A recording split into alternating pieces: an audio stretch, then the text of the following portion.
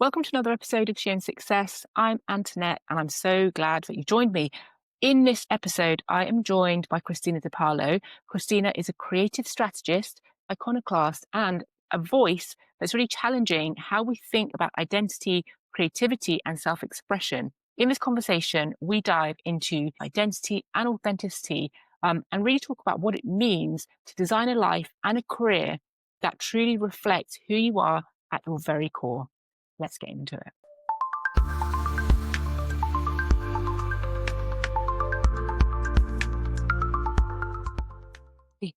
Hello, Kristina.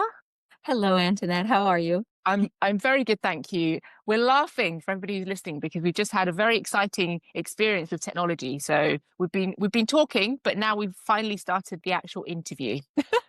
Which is wonderful, right? For those out there who are astrology buffs, this is not a Mercury retrograde period, so I don't know why the technology is on fritz, but I love it. There must be something happening in the heavens. Exactly. Something's out there. Something's going on. So thank you so much for joining me, Kristina. I'm so excited for this conversation. Very briefly, I will introduce you. So you are a leadership coach. You are a strategic communicator. And what we're going to go on to talk about here is you are also an iconoclast. You are the breaker of icons. So very exciting and really looking forward to exploring this idea of iconoclast, what that means and how we actually destroy these icons and what that means for us as leaders and as individuals and organizations. Wonderful. Sounds fun. Fantastic. So I guess the first thing, which we're all wondering is, how did you come to be doing this work? And when did the idea of, or the central theme of iconoclast, how did that become a central theme in the work that you do? You know, I've had a really interesting and varied career. I started out in fixed income portfolio accounting, which for anybody who knows me is not a natural fit. And eventually I moved into corporate communications and got into some really great work doing merger integration, corporate narratives, both when I was working within corporate as well as consulting on my own, which I went out on my own at the end of 2011. So it's been a while. And one thing that had fascinated me along the way, particularly when working with senior leaders, is they are representatives of the company and of its values. It's not just the words that they say, but it's also the way that they wind up showing up. That communicates a great deal. That can be either encouraging and enlivening for all of the stakeholders that an entity has to worry about, big and small, or it can be something where there feels like a misalignment or a disconnect between how this leader really seems to be acting and showing up and what they seem to be representing and the words coming out of their mouth. Because I was really involved in figuring out what are the words that should be coming out of their mouth. Right. I became a leadership coach sort of through divine accidents, happy accidents, which I hope everyone out there has a lot of in their lives, because those things usually wind up leading you down the best path for yourself. But I became a leadership coach through a friend of mine and went through a very rigorous training program with a man who has now become my mentor in the coaching field. And I became much more intrigued about how leaders and individuals define themselves and how we use those lenses of self-definition to either construct the type of people that we want to be, or it becomes this wonderful dream or aspiration that we find we drift ourselves away from. For my own self, and I think everyone out there listening understands that we all in our lives hit certain watershed moments. A moment where you realize that the way that you are living, that what you are in the world is out of alignment with who you know yourself to be. And that causes a great deal of discomfort and stress. Certain people wind up looking at that as an opportunity. Other people look at it as, my goodness, I am so far away from myself, but I don't know how to not keep living the way that I'm living. That's a choice point. And at that choice point, at that watershed moment, do you choose to keep going down the path you're going down, knowing that it is fitting you like an ill-fitted suit? Or do you decide to really reassess, who really am I? How do I truly want to live? How much of myself is still true from what I know myself to be? And what aspects do I need to change or break? For myself, I've gone through a number of watershed moments in my life, both personal and professional. And even before I started to frame it in terms of icons and iconoclasts, I realized that for me to be happy and fulfilled and providing the most value that I can to those around me, I needed to be courageous enough to break what I was living at that point in time. Not necessarily in an overly dramatic way, although in some instances it was, choices to leave companies, to go out on my own, do those types of things. The idea of framing it in terms of icons and iconoclasts came a few years ago when I was personally, for a woman at midlife, one of the biggest changes that you go through is menopause. And it brought up in me a lot of things about, where am I in my life? What does it mean to be someone who is not defined by that motherhood phase, which for me was a fantastic phase. And it still is a phase, right? You're always a mom. But the idea that now I'm shifting into a different point in my life, that the way that society looks at me may be different. The way I feel physically about myself may be different. I'm going through a lot of physiological changes. What do I think now that I'm getting to a point in my life where I can start to see the end of the road a little bit easier than before?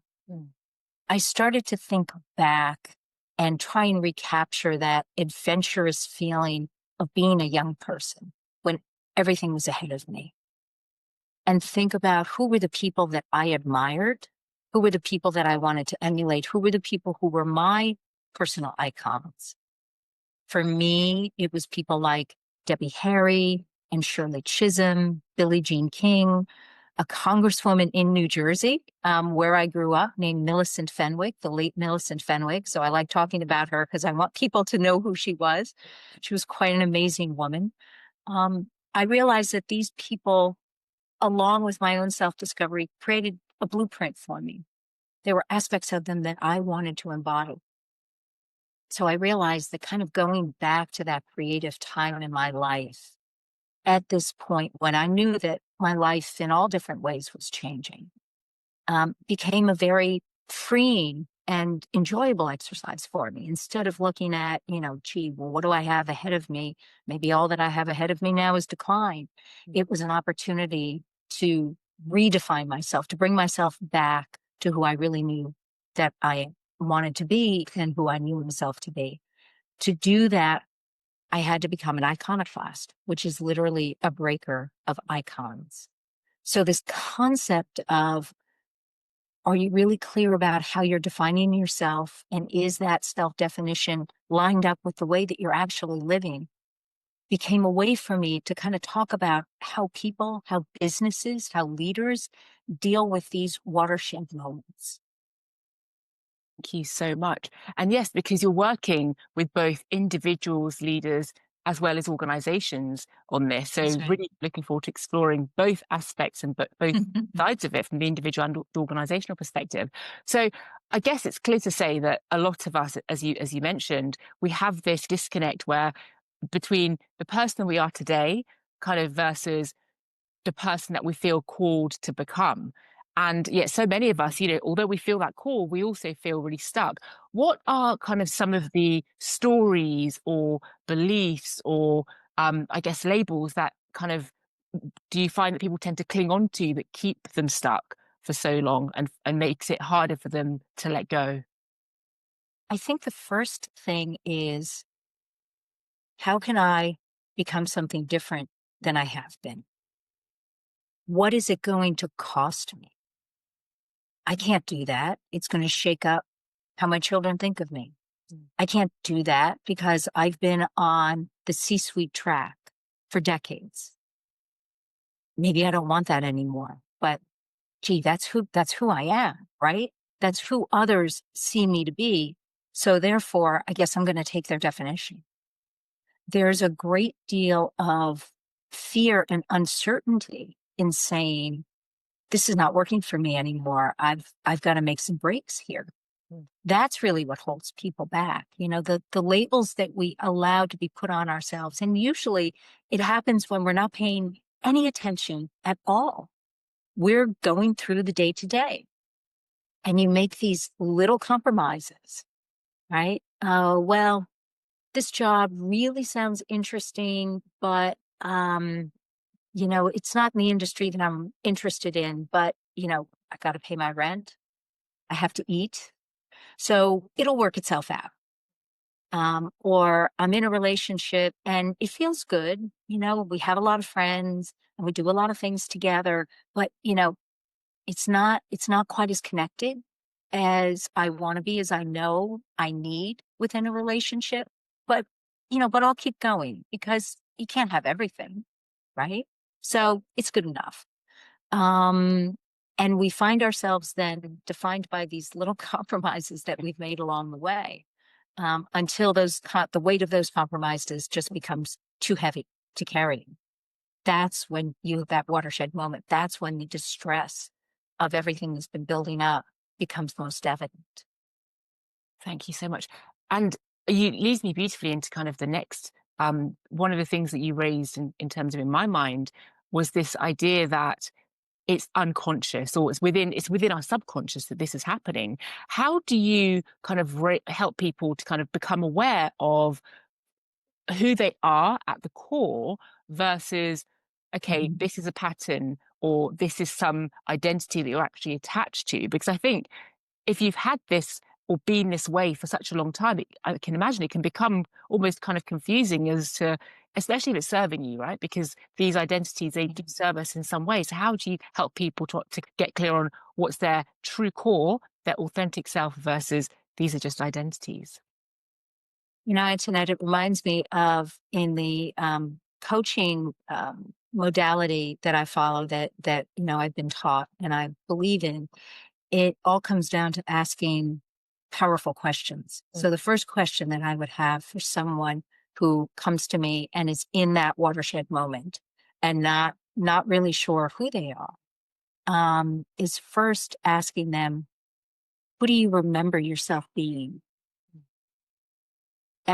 Think about a time in your life when you didn't even have to think about who I am. You just were. Let's explore, who was that person? What was it about that person that made you feel whole, made you feel aligned, made you feel complete? Now let's look at how you're showing up now. What's working? What's not working? And by asking them those questions, you're helping them explore, because I believe I've experienced this with people that I've worked with. I've experienced it myself. If you allow yourself that quiet time and that ability, working with someone who can help ask those questions and help you as you lead yourself into greater awareness, that the answers are there. When you feel most yourself, you just need to be able to get yourself back to that point. The other thing that I want to bring up that often happens is people will start to, or even entities that are used to working, in a particular way for a long time. This is who we are in the market, or we've got to chase this thing in order for us to remain relevant. They will start to recognize that there's that misalignment and disconnect, and then immediately try and solution it. Right. And that's when you just start to cut yourself off. Well, gee, maybe the answer is I'm going to, leave my job and take a sabbatical. Or we're going to shut down the 3 new experimental businesses that we've been working on, because we're really not that. We really have to be clear. This is what we're really good at. These are our values. This is what we do best as a business. When you start to go down those paths, it's a way to kind of avoid that deeper analysis and question. So part of what I do is, I kind of hold people back in the soup of those questions, because you really have to understand those things that are very basic and foundational. And then the solutions start to come from them. Thank you so much. I love that. This is literally flowed right into another thing that you kind of got me thinking about, the fact that you do work with organizations, not just the individual.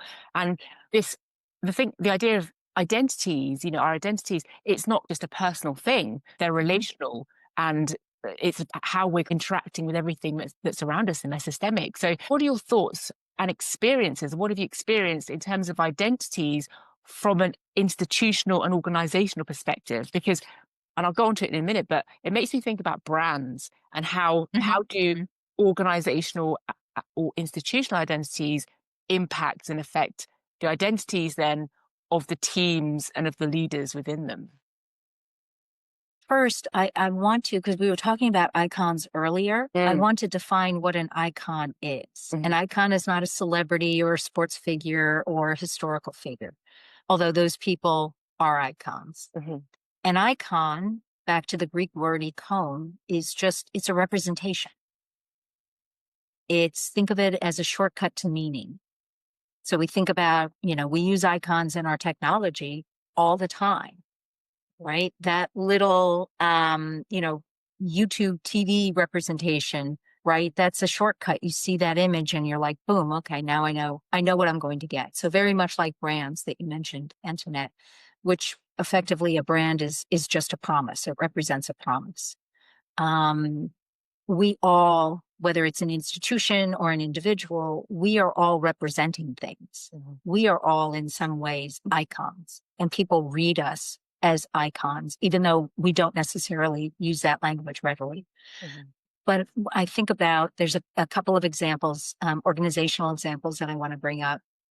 There was a nonprofit that I worked with that is involved with historical areas and historical buildings in New Jersey, dating back to the Revolutionary War. It's interesting because, next year, the United States is celebrating the 250th anniversary of the signing of the Declaration. So there are parts of the country that are really steeped in that particular historical period of time. And they wanted to bring more members in. They definitely had a population of supporters that were older. They wanted to start to make things exciting for younger people. But the first thing that they needed to do was to really say, we know how we started, we know how we've been operating. But are we really clear? What is it that we want to represent and bring to the marketplace? So I led them through a couple of workshops over the course of a few months, and really had their executive committee get together and talk about really what is it that we want to offer? What do we think is important? What do we know that we've done in the past that represents this piece of history in this area that people have, whether it's individuals and school systems and governmental bodies have really appreciated and profited from? And I took them through that multi-step exercise of kind of redefining who they are and who they want to be.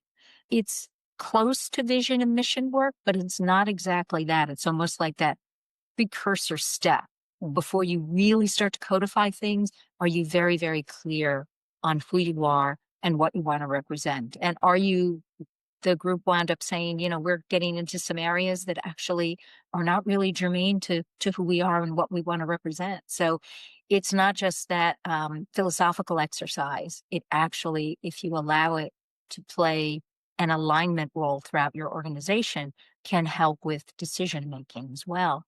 There was another group I worked with, a team for a global insurance company that is focused on trying to get into a specific minority marketplace. And they were coming together as a team. So part of what was going on was are people really understanding how they're working together? And do they want to take this opportunity to clearly define who we are, what we want to represent to ourselves and to the rest of the organization?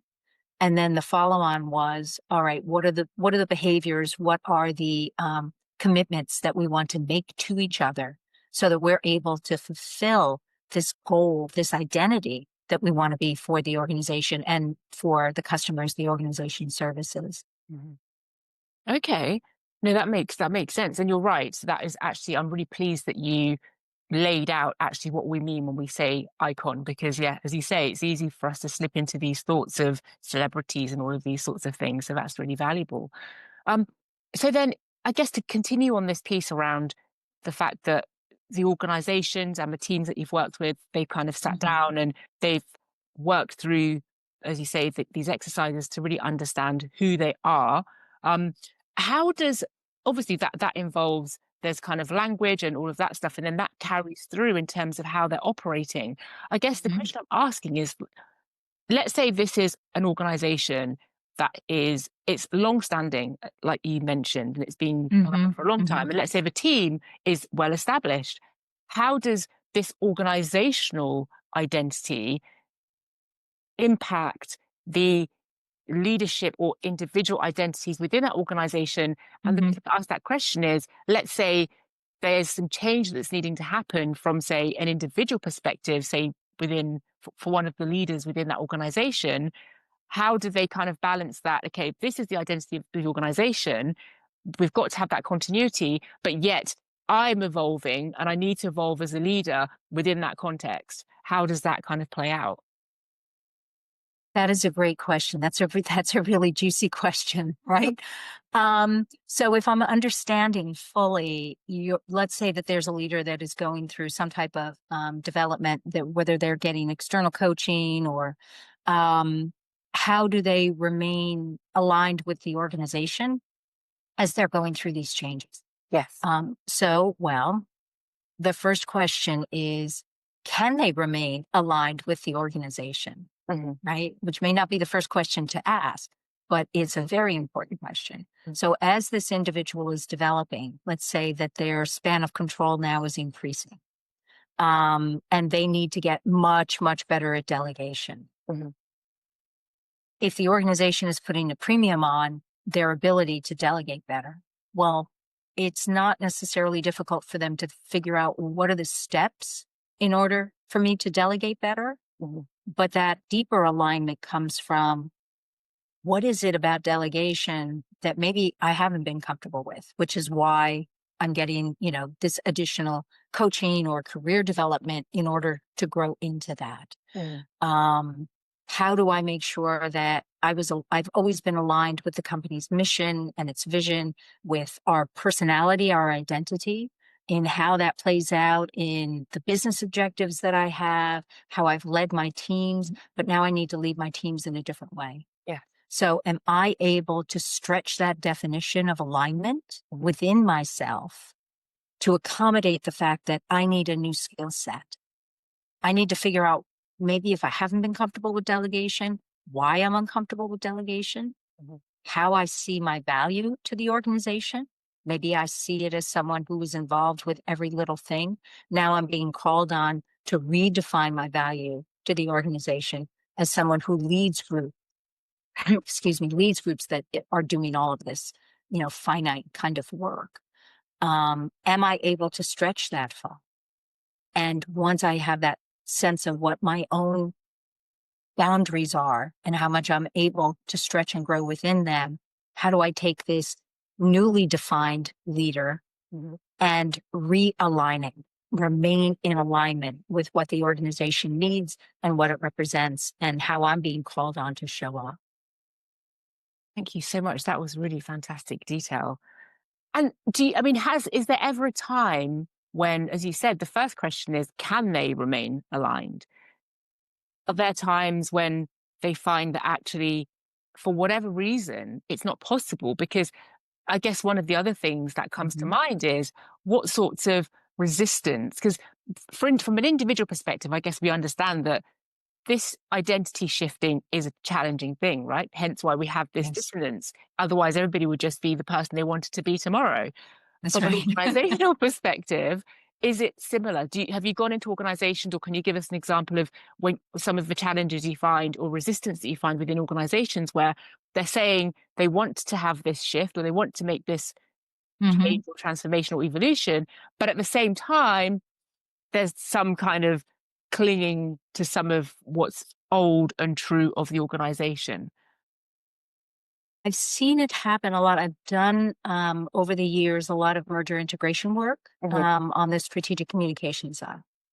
And when companies come together, I think I've experienced there's a lack of recognition that in a lot of ways they're becoming a different organism. And I use that word specifically because we're talking about a living, breathing thing. Companies are made up of people, right?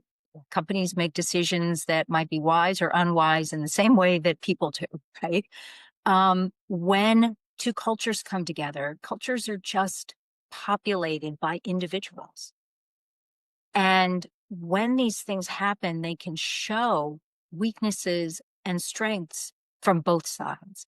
And where the tension comes up is this sense of one side or one group is going to lose something that was very precious to them. And how an organization navigates through that is really important. I've seen organizations where decisions about who the new leadership team is are summarily announced at the time that the deal is announced to the public. That is a sort of closed-mindedness of, well, do we really recognize that we're becoming something new? Not that I can just, bolt on the old and assume that everything will continue to work as it had before, maybe just at a different scale. I've seen that cause a lot of tension. And ultimately, what happens in a situation like that is that people wind up leaving. It comes down to, does your organization recognize that it's becoming something different? Does it embrace that and try and intentionally work with the people in this combined organization to determine who do we want to be? I mean, that's a pure iconoclastic moment. What of one predecessor company and the other predecessor company do we want to bring forward with us? And what is it that we want to stop doing? Because it's not going to serve this new organism that we've created. When that works well, and I have seen some cases where that has worked well, then you have this new, enlivened, engaged kind of spirit going through the organization. And individuals feel that they have a part in creating what is new. When you don't have that happen, the decision that individuals then make is, I don't know if I can stick around for this or not. Maybe if there's a severance package, I'll, kind of hint to my boss, gee, can I have that package? Yeah. Because this place it's not going to work for me anymore. Thank you so much. Do you, in terms of the process of this kind of shedding, this letting go, and then I guess recreation of the new self, whether it's from an individual perspective or from an organizational perspective, how did those processes look for each of those different groups? And what can people expect then if they're like, okay, I'm going to commit to making these changes because I'm committed to that new level of or new version of myself? I think first it starts with really understanding the situation that you are in. I've used the term watershed moment a few times. Yeah. Does the organization and the people within the organization really understand that they are at this watershed moment? Is their leadership being transparent enough with them to say, here's where we are right now? And we're still trying to figure out, how do we move through this? There's sort of an expectation among leaders that they have all the answers all the time, right? Like 24/7, 365 days a year. And that's not true and it's not realistic. Some of the strongest leaders I have ever worked with are ones when they are asked questions say, I don't know right now. Mm. So that first step within the organization, before you start talking about the process of working through it, and even as part of the process of working through it, is the real recognition that you are kind of, you're at this point where you feel the tension, something needs to change.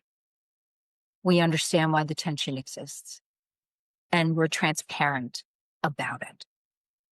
And then you move toward that step of, as I referred to, right, those powerful questions of sitting down and saying, let's look at everything that you have, right? Like for me as a communications geek, let's look at all of the materials that you have out there. Let's look at how you talk about yourself. Let's then sit down, and a professional will go through that and sift through and say, okay, this is what I'm seeing. Now let's sit down and really brainstorm as a team. How much of this is true? Mm-hmm. How much of this is really not true anymore? And how much really makes sense going forward? And then you start that process of redefining, what is it really that we want our focus to be? What do we want our culture to look like? Who do we think our customers are? You start to go down that path of solutioning, but at first it's really starting to clearly define who we are, what we want to represent in the market, what we're capable of representing in the market, and then start that process of saying, how does that translate into a vision? How does that translate into a mission, et cetera, et cetera. But I have seen through work that I have done with clients, as well as just my experience on the corporate side, that companies sometimes jump to the vision and the mission, but they don't do that really critical first step of saying, especially at a watershed moment, who are we? Who do we want to be? What do we want to be known for and known as? Mm. And how do we then use that deep definitional knowledge to then start to lay the pieces out to create that alignment throughout the organization? Love that. And how much, I mean, I know what I think, but in your view, you said that a lot of this companies are jumping straight to let's create a mission. We all know these missions and visions and they're on these websites, but actually how much they're embodied is completely, it's a different matter, isn't it?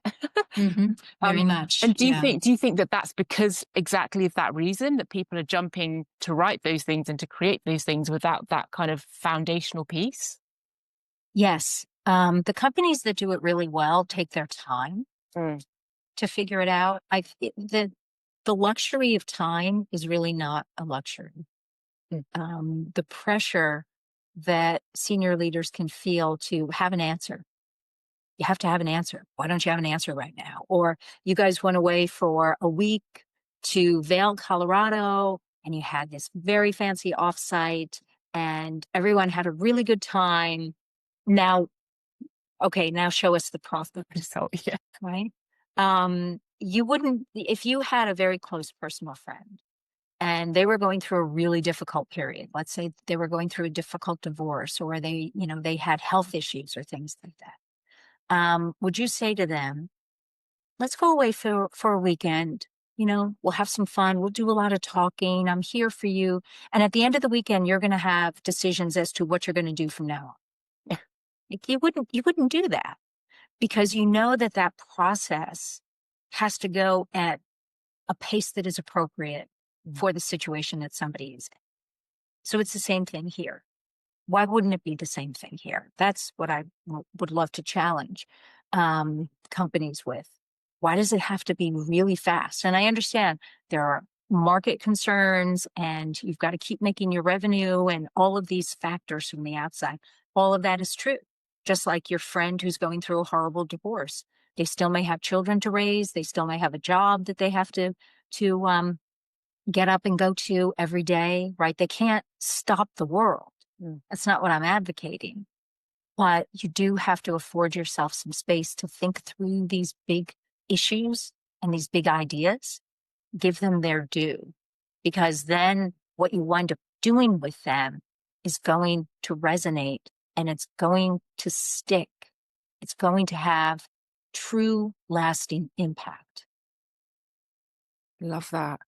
One of the things you touched on actually just a moment ago was leaders, and in fact, this is Mhm. a theme that's been a thread that's been going through the whole conversation. Leaders, obviously, they have the impact rippling through the whole organization. What would you say then to leaders? Because I think for a lot of leaders, and especially if you think about the example that you just given, there might be this kind of pressure to perform in a certain way or be a certain way or have some identity or operate within some archetype. How Mhm. do you kind of deal with that? And how do you help that specific leader to actually step into a much more kind of authentic style and approach if these types of things that they're doing is completely misaligned and it's just because Mhm. this is the expectation and it's kind of going back to that identity piece? It's very interesting that you asked that question, because thinking about leaders that I have worked with who are being challenged to operate in a different way, Mm, right? You know, the term executive presence gets thrown around a lot. It's one of these great phrases that is broadly undefined, right? You know it when you see it, but you might not be able to articulate it. um, for a leader who is being asked to operate at a different level or a more aligned level with where the company direction is going.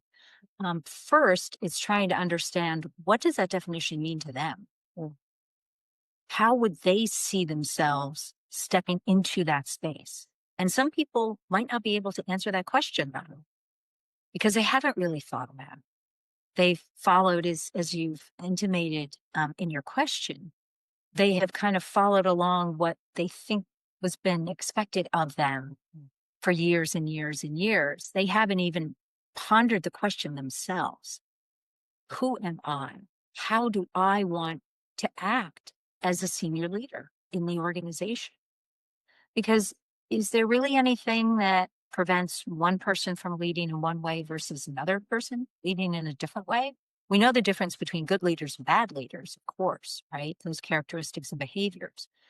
But we're talking about style here in a sense. mm. So what is that person's true style?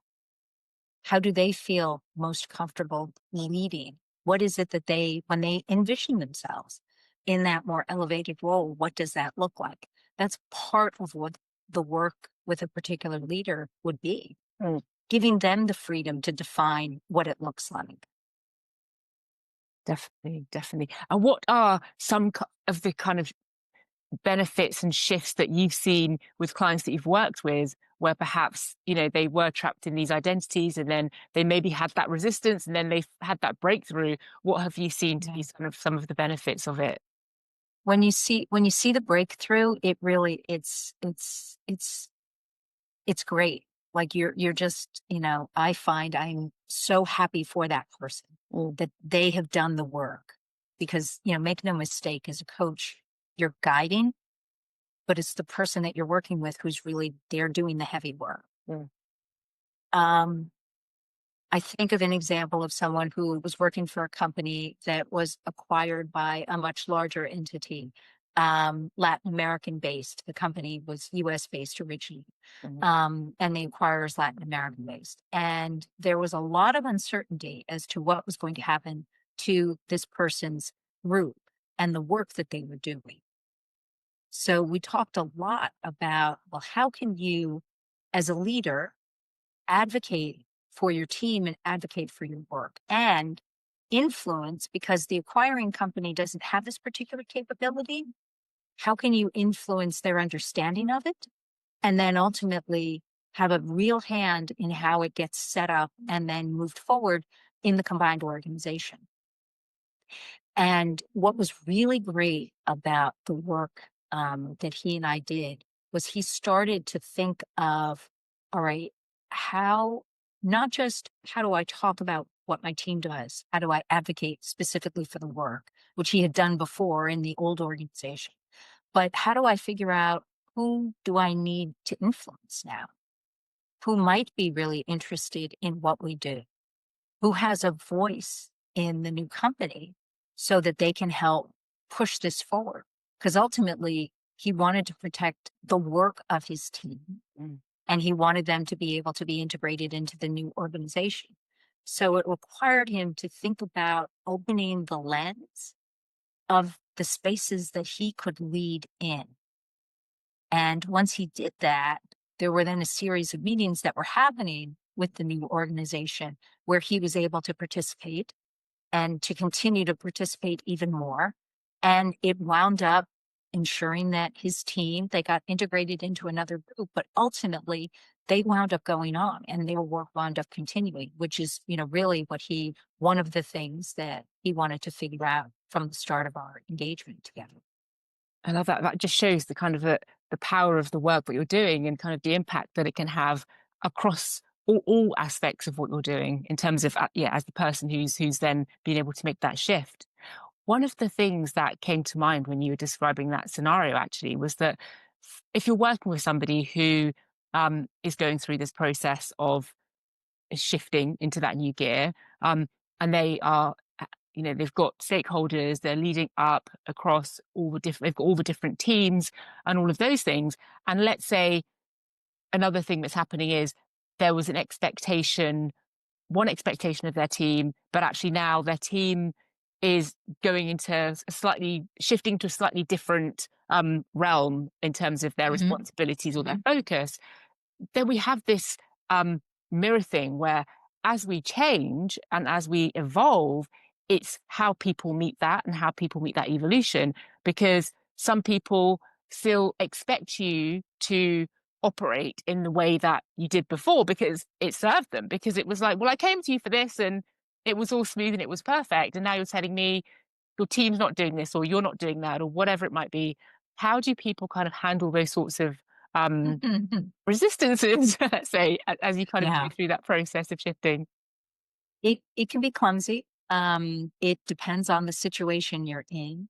So I worked for a company, just as a little anecdote, I worked for a company a while ago, and they were the CEO had empowered everyone in the company to really look at their individual work.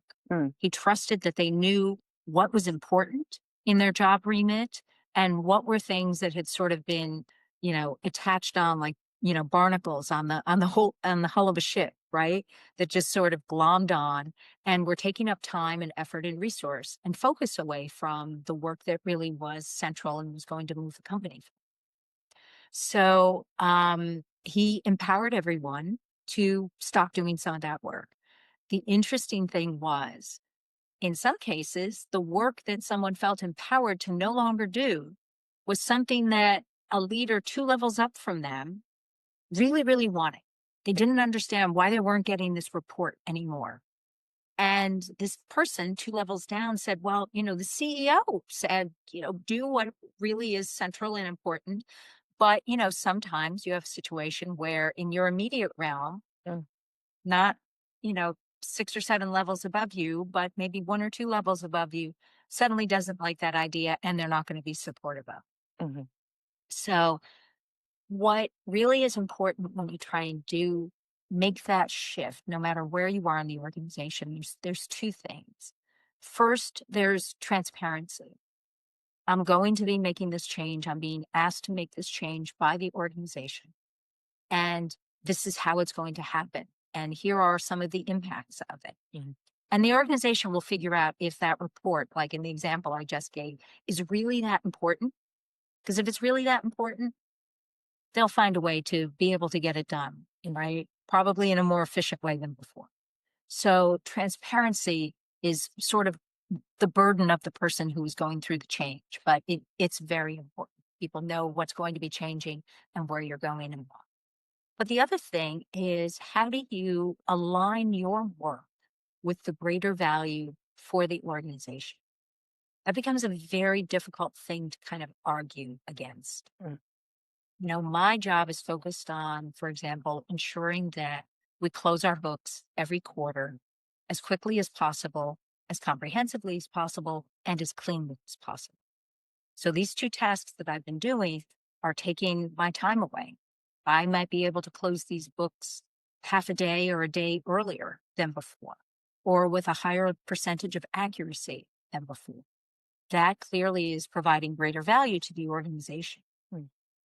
So when you lead through transparency as well as your alignment with what matters the most to the organization, that helps the pushback that you get. Doesn't mean that you're not going to get pushback. You probably still will get pushback because people don't like it. What was that book that came out a while ago? Who Moved My Cheese? Oh, yeah. Right? People don't like it when their cheese gets moved. But sometimes that is exactly the thing that needs to happen in the organization. Thank you so much. I love that. It's just, it's one of those things, isn't it? It happens all the time. It's unavoidable. Yeah, it does. It comes back to, organizations are just places filled with people. Exactly. People can be messy. Exactly. And what about, because you work, while you do work a lot with kind of leaders and organizations, you do work with individuals as well, don't you? Yes. So, Yeah. from an individual perspective, I guess that if I take that same question and say, well, I'm changing, I know that these things have not been serving me. I've been really unhappy. I've been very unfulfilled. And now this is what I'm moving towards. But oh, Mhm. people around me, Or not whether happy. it's my family or whoever it is, they're not happy. How do I kind of keep going and keep on being committed to that transformation?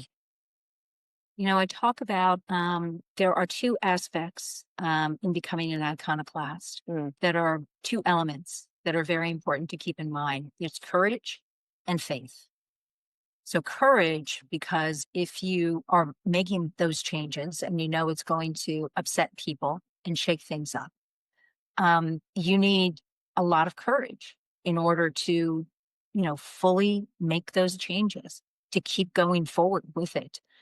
Even though you don't really have any idea where it's going to end up. You really don't. mm, Um, but the faith part, if that is truly the right change for you to make, the faith part is what sustains. mhm. I can't tell you exactly what it's going to look like 6 months from now, but I know it's going to be a lot better than it is right now.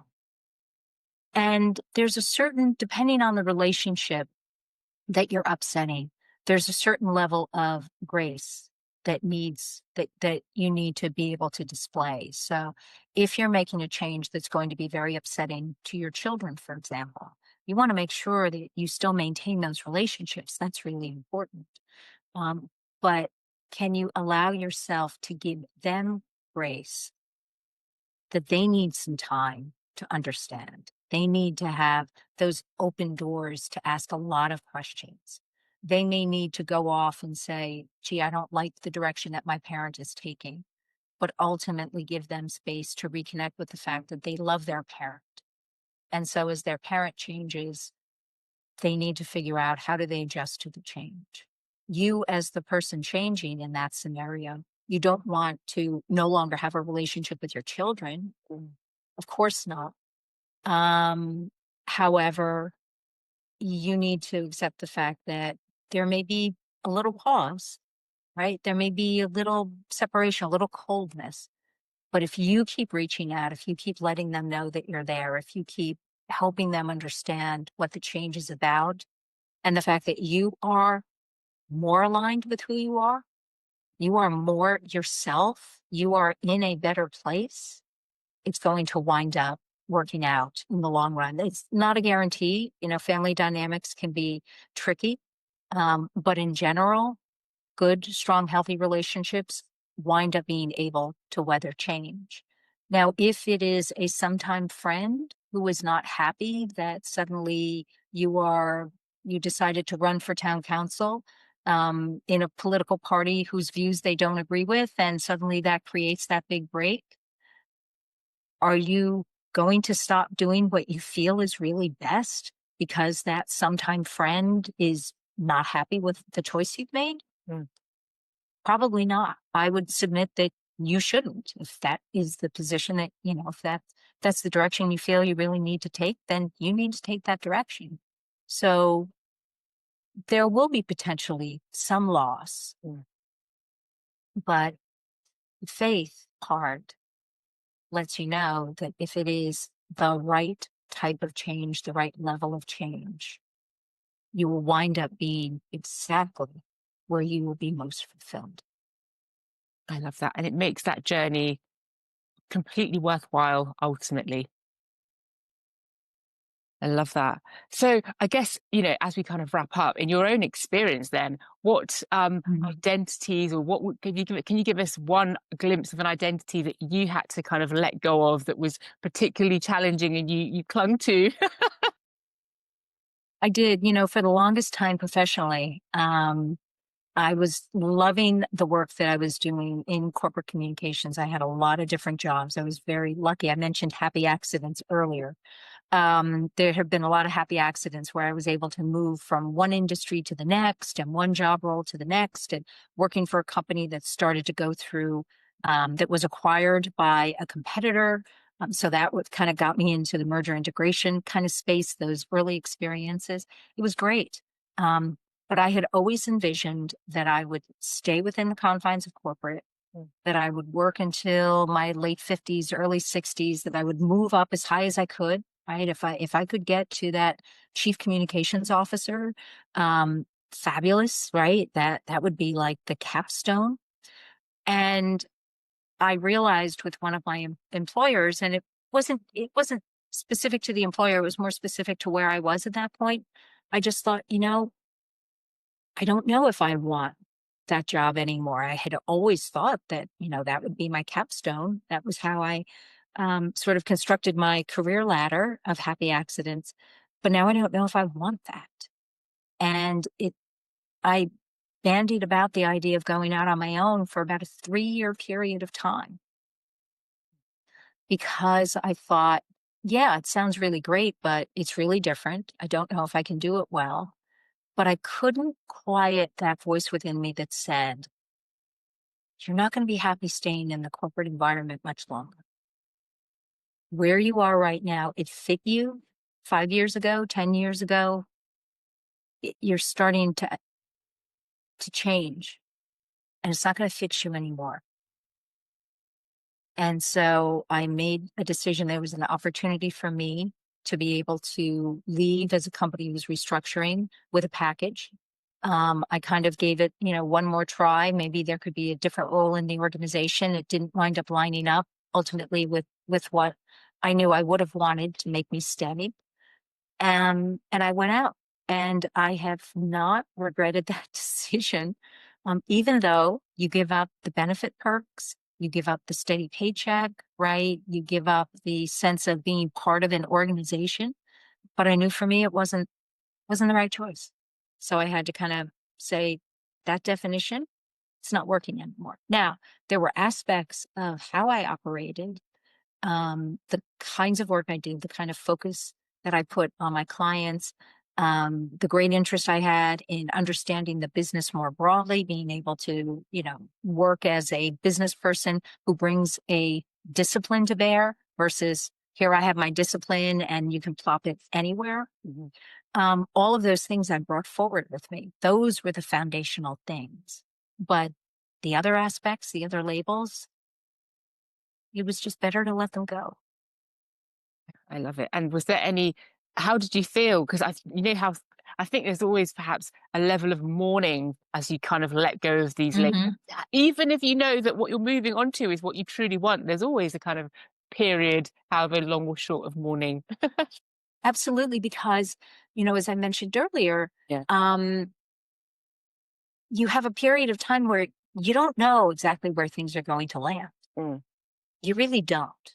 So there's comfort in, well, at least it was predictable. yeah. At least I knew what it was. At least I could say, at a neighborhood barbecue, oh, yeah, here's my title. This is what I do, blah, blah, blah, becomes a shorthand versus, well, I'm kind of going out on my own and I think I want to do this. And, that's when your ego starts talking. Yeah. But there is a period of mourning. There's a period of, oh, gee, I wonder what my coworkers are up to. There was even a time, it was within the first year that I had gone out on my own, where I had an opportunity. I was interviewing for a full-time job, running communications for a smaller company. And so you could look at that and say, wow, that's a great stepping stone. Maybe she could use that and then leverage and get back into reconstitute her old dream. And things work in mysterious ways. It ultimately did not work out. the job got pulled. And that was the best thing Mm. because I would have gone back, or there was a high likelihood I would have gone back, and I would have found myself in the same place probably a year later Yes. saying, you know what, this still doesn't fit me. But it would have been familiar, would have been comfortable, would have been predictable, but it wouldn't have been right. I love that. Thank you. And for everyone who's listening, I guess we can all understand that there's a level of discomfort that is going to be there. It's going to be unavoidable, but it's so worth it from everything you're saying. Mhm. So Ultimately, then, yeah. for everyone who's listening, for the leaders listening, for everyone who's listening, because obviously we're all leaders, whether we're leading a team, Mhm. organization, or yourself, what is the one thing that you want them to take away and to understand about, icons, breaking icons, dismantling them, and kind of going forwards into your new self? First, the most fundamental thing I would say is when you start to feel that disconnect, pay attention because there is something really creative and enlivening about going through the process of breaking the icons that no longer work for you. There really is. And again, you don't know exactly where it's going to land, but your willingness to listen to that discomfort, to start to say, ask yourself the question, is what I am right now moving away and out of alignment with who I know myself to be? Have I made too many compromises along the way and now I'm can't quite recognize myself? Do I want something different or more or better? So listen to that and realize that we all go through multiple watershed moments in our lives. Every single person on this planet goes through watershed moments. I love Do you want to embrace them? Mm. Or do you want to put the covers over your head and pretend that they'll go? Because they won't. From what you said, it They will won't. keep on nagging They just away. won't. Yeah. And what's your hope then with your work? What would you say is kind of your ultimate vision for your work? Mhm. The ultimate vision is for people to be able to live, for entities to be able to function, for institutions to be able to lead in ways that are most authentic and aligned with what they're really all about, with who they are, with what they represent.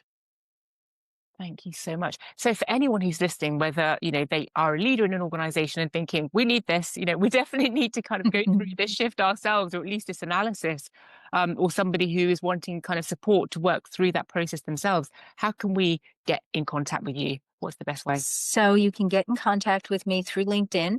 You can find me under my name, Kristina Dipalo. I'm also on Instagram. But if you really want to start a conversation with me, you can go to my website, which is kristinadipalo.com, and go to the contact us section, and we'll get back to you. Fantastic. Thank you so much, Christina. You've given us so much wisdom and you've given us some great questions for those of us who are wanting to start that journey. Because as you say, it's about asking those questions and sitting with it and Mhm. actually delving deep into it. So really, really appreciate your time and all the value you've given us. Thank you, Antoinette. It's been wonderful. I'm so glad that we were able to make this happen. Well, well, well, I hope you enjoyed that conversation. More importantly, if this conversation with Christina inspired you to rethink how you show up in your life, creatively or professionally or both, make sure to subscribe for more conversations with the quiet disruptors that are shaping what success means today. Until next time, have a fantastic week and I'll catch you then.